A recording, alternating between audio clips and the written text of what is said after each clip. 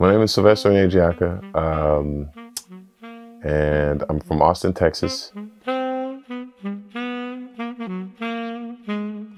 My whole childhood, I loved music. I was always a little more excited than my friends whenever we'd watch a movie and there'd be a song or some kind of musical number or something. When I was 11, I had the opportunity to join the band, but I didn't because I didn't want to be seen as a nerd by my friends. So I didn't actually join band until I was 12. Eventually started playing the saxophone, and at first it was just something that it was fun, like a hobby. I got deeper and deeper into it, and then at some point I decided I wanted to do it for a career. Went to the University of North Texas, studied saxophone and jazz composition. Ended up producing my own records under the name Sly5thAve. Ended up arranging for orchestras and working in just a bunch of different facets of music that I never thought I would, in addition to playing gigs on saxophone and touring the world. And now I'm 36 and I'm still here. And yeah, it's the love of my life. I think the most important thing, my basis, my fundamental is tone. Every single day, for at least the first part of my practice session, I just work on my tone. Because saxophone, it's like if you can play all the notes, you can do all kinds of crazy acrobatic things and fly on it. But if you have a bad tone, or if it doesn't sound good, if it doesn't pull the listener in, then everything else is kind of for nothing. So more than anything, the thing that I try and instill in my students is your tone is the most important. At one point in time, jazz was known as like a specifically American thing. I guess that's where the fusion of the different elements kind of came into play, and that's pretty much where it started, like the fusion of African enslaved peoples and their rhythm, and then mixed with European harmony. And it morphed into jazz, and morphed into Afro-Cuban music and all these different things, which is beautiful. But now, I think in the age of the internet and YouTube, there's not so much regional music anymore. Well, there is regional music, but everything is kind of a mix.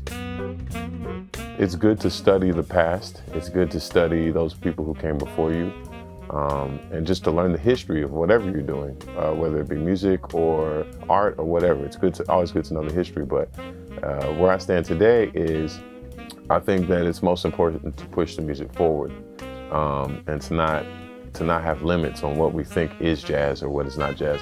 To be honest, the word jazz, yeah, I studied it. It's a program, it's a thing, but when describing my music, I try to avoid that word because it's limiting, you know.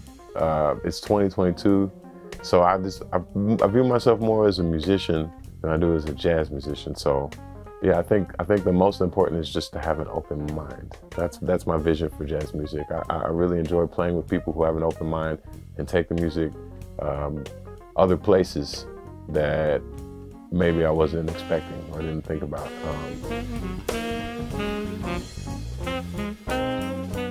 For me, where I come from, I'm like Aretha Franklin.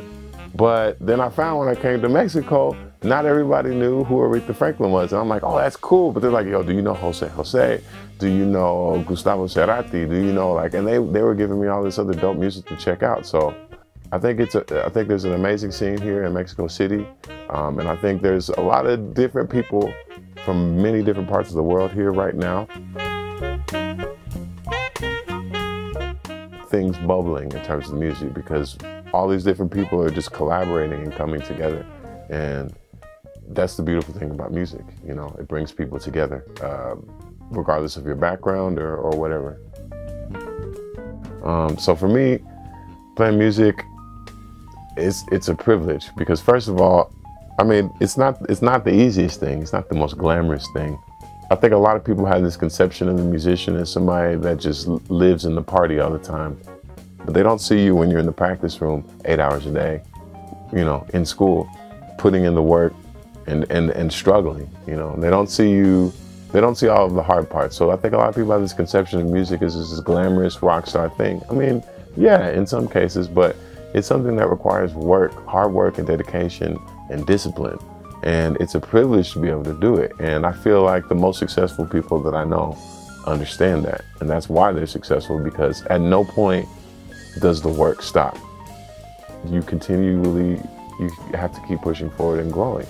And that's the part that I think a lot of young musicians don't understand.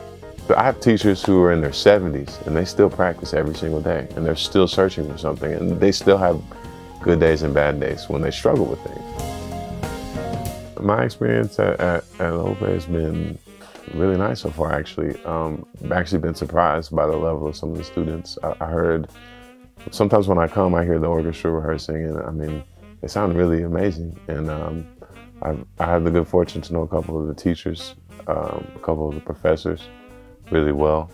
And I think that the students are really lucky to have professors who care, whether they practice or not, and who aren't just showing up and it's like, okay, do whatever you want.